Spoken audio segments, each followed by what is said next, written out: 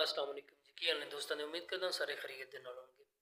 बड़ी दुख ते बड़ी अफसोस वाली गल है, लेकिन मैं दसदा चलां कि वाहवा दिन हो गए ने वीडियो नहीं बनी क्योंकि 3 तरीक ਨੂੰ महफिल सी जिहड़ी गुजर गई है। 3 तरीक आने वाली नहीं गुजरी है तो उसके वाले दे नाल काफ़ी सारे मामलात सन कि महफिल ਨੂੰ हैंडल करना उसके वास्ते क्योंकि तुहानूं पता है TLP दा ते हुकूमत दा काफ़ी टाकरा बनया है।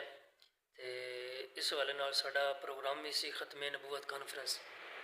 फिर मैं सोचा कि क्यों ना असी इजाज़त वगैरह जरा नहीं तो DPTC को ले लवीओ। फिर बाजदरों के 2-4 दिन उधर लगे।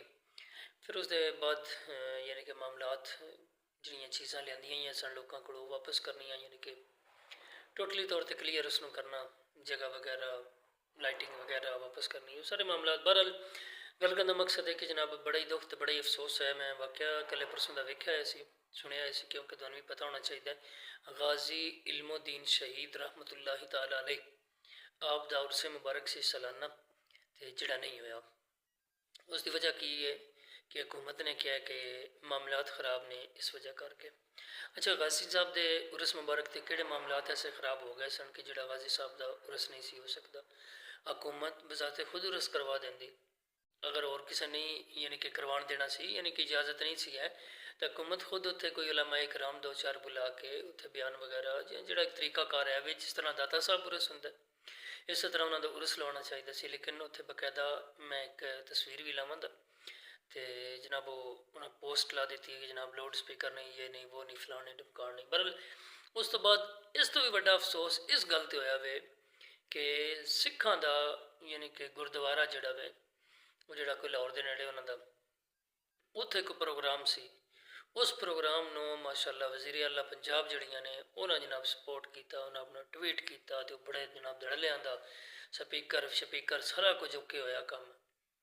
अफसोस होया यकीन मनो हकीकत दे नाल TLP मारना उन्होंने साइड ते लाना सिर्फ यही चीज़ सी कि वेखो हुण गाजियां दे विरुस भी नहीं असी करवा सकते।